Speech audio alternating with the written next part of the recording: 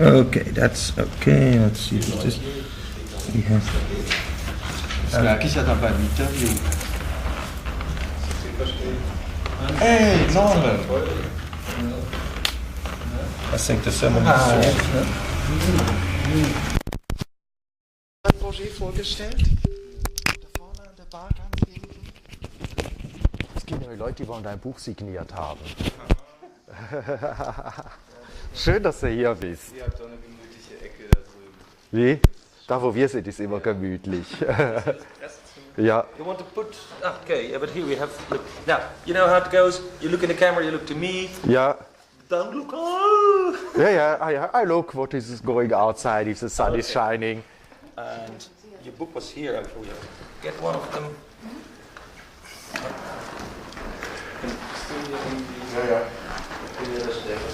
Hans Cousto. Can we do this in English? Yeah. Okay. Hans Cousto, you lived in Amsterdam. I lived in Amsterdam, but it's quite a long time ago. I'm living now in Berlin. And from the time in Amsterdam, you're mostly known as a person who was fascinated by sounds and rhythms and frequencies. Yes, this is right. I'm working very much with frequencies, and I use the laws of harmonies not only for the frequencies in the audible range, but for every range, from astronomy up to microbiology, and look what are for coincidence between this and that range, and making music, making pictures, just the harmonies of the star in the sound, or the harmony in an ecstasy or LSD molecule in the sound, in the picture. But when we talk about harmony, you mean that there is a numerical relationship between the frequency of the sound and then its higher octave? Yeah, it's higher or lower octave. We have the same law, just as in the music. If you double the frequency, you have an octave. If you take half the frequency, you have an octave. And this law, which everybody who is making music, who is listening to music and is enjoying music, knows, is not only valuable for the ranges we hear, but equal higher and lower. And so it's possible to transpose each situation which is vibrating, and everything is vibrating in this world, have certain cycles, certain revolutions. But so you make a relationship between the world of sound and vision and other things to the world of numbers. Yes. Now this is the same as the Kabbalah does. Yeah. But what's the difference between that approach and yours? Well, it's more scientific. It is just the law of the sciences, from physics, chemistry, we know, and just like the Pythagorean in old Greece, to look what are for harmonies inside of it, and to try by the most easy physical law to make it possible to realize it, either by sounds, either by light, by colors, by forms, and so on. But for example, you have figured out the frequencies that go with planets, which are the planets and the moon and the star. Yeah. And then you started making music based on these basic harmonies. Yes. And strangely enough, or not strangely enough, now you're into the field of drugs and techno, which is, how do you come from harmony into techno? Well, techno has very much to do with harmonies. The technique of composing techno is about the same technique as composing a fuga in the Baroque time. We have a certain sequence, and we hear it a second time, a third time, a fourth time. It's a repeating of certain sequences, and then a little modulation on it.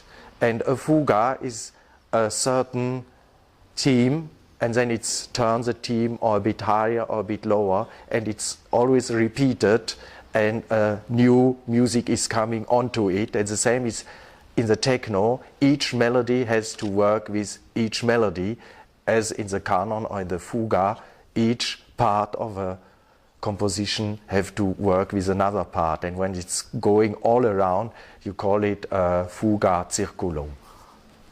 And what you say is that in this techno, in this rave scene, Yeah. the same principles are It's used. the same principle. It's the same principle when people is singing Om Mani Padme Hum or Hare Krishna.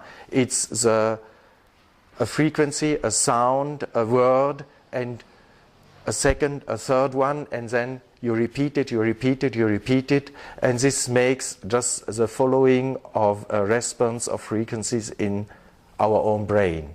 Yeah, but for that reason, Gregorian sound could have become the music of the 19th, and it didn't, because that is also a rhythmic. Yeah, but you hear parts of Gregorian sound in techno raves. Is this partly due to the availability of technical equipment, like synthesizers, that we can do this more precise and better than before? Yeah, for sure. It's a music with the technique of today. We have computers, we have synthesizers, we have drum machines, we have wave generators. So we have a lot of possibility to make a program and to make a real scientific basic for the music. And then with this material, we can go very, very deep. And the difference between techno and, let's say, usual music, just like rock music or songs or hits, this is, up to now, most of the music was working about a picture which is transposed, about an imagination, an idea of the composer. But you get, as in the opera or in a song, a feeling from the musician what he is thinking. Let's say Mike Jagger, I can get no satisfaction. Then I think, oh, poor boy, you should take another boy or another girl, and then it's going better. But techno, you have not the mind of the composer or of the musician. You have just a direct input, a neuronal input, because it's just like a brain machine with vibrations, with rhythm, with frequencies. Then you have the strobo lights, the colors, so you can go much deeper in a direct experience and information. And for the self-programming process, you are much more free to fill up your alpha waves in the brain with your own ideas and imaginations, and not with those of other people. But you clearly relay these drum beats, these frequencies to what we know from brain machines and to influencing the mind. Yeah, just like old meditations. A Sufi dance or a shamanistic session or the singing of mantras in India, it's not so different of going on a rave. And if you look to the real ravers going each weekend on a party, this is just like in a religion. People is going each Sunday to church for listening what somebody is talking about God. Techno people is maybe taking a drug or not and is dancing, but it's input which is repeated, so you are learning something in raving. So you see it as a ritual, really? Well, I see it as a way to get a new, more different possibility to pick up informations and to transform informations. Yesterday there was a panel about the use of drugs, and there was this thing, there is us using drugs for therapy and there is them using it in raves, and what they do is primitive and not good. They have no idea of raves. It's quite easy. They should go on a rave. And therapy, well, the intents you are working, you are going in you and out of you on a rave, is for me much more intensive as each therapy. Because you go up to the limit of your possibilities, up to the limit of, yeah. Would you call this like electronic drugs? Are we talking about something that is like a drug? The sounds, yeah? Yeah. But now next to that comes the use of MDMA and other entheogens, and these days 2CB. There's even ayahuasca out on the streets in some forms. How does it relate to the music? Is it an enhancement?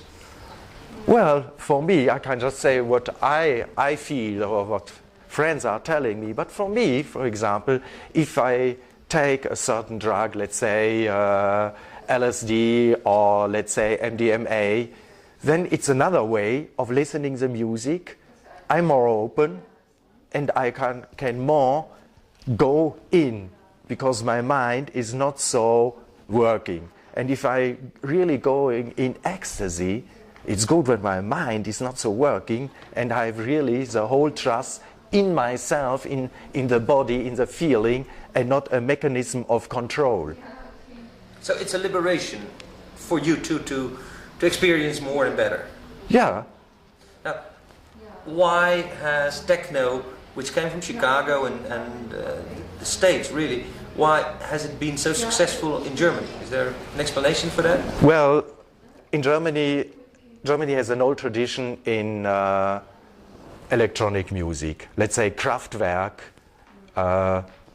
they made music, a robot man, machine man, and the tradition of electronic music and of a real 100% way of making something, this is typical German.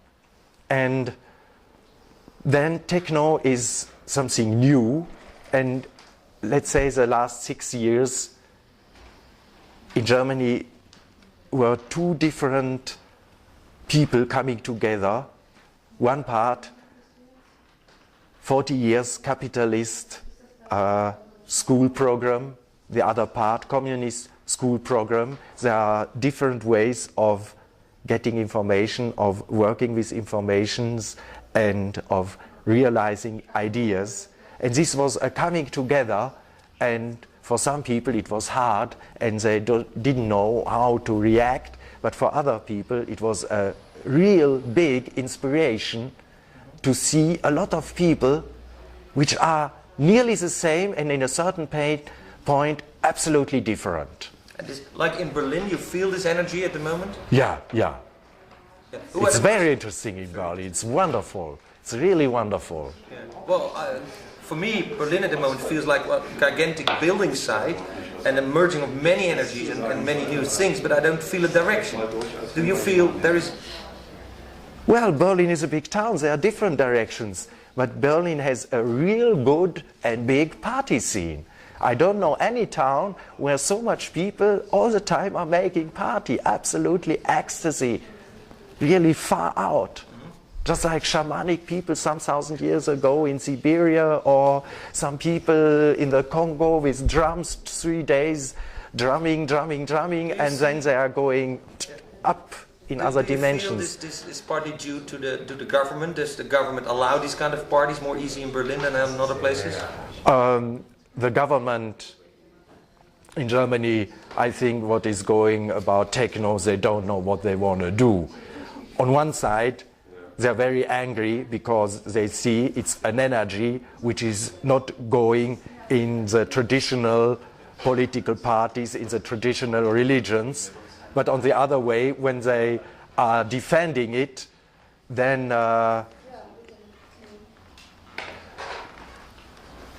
there are too much people, and these people want to go to the next elections, and when they are too hard against techno people, they wouldn't get elected. So and then on the other way, Germany is in... Yeah, it's a political... And Germany is a very bad situation. For example, at the beginning of next month, French and German government want to make a pressure to the Dutch government because in Holland the drug policy is too free. But when I look to the reality, then in comparison to the inhabitants, we have in Germany 5 times more people dying by drug or by drug policy than in Holland. So the efficiency of Dutch drug policy is 5 times better than in Germany. And so we have to go... You feel that the critique upon the Dutch government from French and German groups is really not appropriate. It's not based on facts, it's based on an emotional... Yeah, this is fanatic fundamentalistic politics by French and German government and has nothing to do with reality. In reality, we have, for example, in the Netherlands, about 4 to 5 times less AIDS than in France. So the Dutch politics about AIDS, which made or was realized mostly by young Karl van Weingarten, he knows very much about these things and made a very, very good politic. And, well, it's 4 to 5 times better. So the French government, when they say to the Dutch what they have to do, it doesn't make sense. Now, you have experience with the rave scene. Yeah. There is a fear by the government that in the rave scene many people are, that it's dangerous, that they dehydrate and they dance too much. Do you feel that this is, again, reality or that it is a dream? Well, when there are a lot of things going bad on a rave, when it's too hot, when there are too much people in the dance floor, when there is no possibility to sit or to relax, when there is no fresh drink nearby, it's possible that somebody is getting in troubles. But I was quite often on a rave with 2,000 to 3,000 people, and I know that, well, much more than 1,000 people were on ecstasy, and we have all medicaments and against hurt things when we are making an information stand, and we do nothing. The whole rave, 2,000 to 3,000 people are making party, and not one is coming and asking for a tablet against headache. Now, then it's going well. You talk about tribal events, and you are a person who believes in frequencies. Do you believe that if there's a large group of people together, that a new tribal frequency arises, that is like protective? Yeah. Yeah, it is. So, Apfelsaft. Okay. Hans, your book is about drugs and techno. Yeah. What is the bridge The bridge. between the two? When there's a new music coming, when a new culture is growing, mostly there are some drugs helping it, just like a catalysator. It was in old Egypt like that, it was in old Greece like that. Everywhere in the world, when I'm looking to the history of culture, drugs were involved. And techno people is taking a bit more other drugs, let's say, than the bourgeois. They are taking coffee, cigarettes, tobacco, and alcohol, and ravers are more taking psychedelic drugs, and so it's a bit another culture, but they are not taking more drugs, and they are not taking a bigger risk. Okay, thank you for this. Hans Cousto in Heidelberg. Thank you.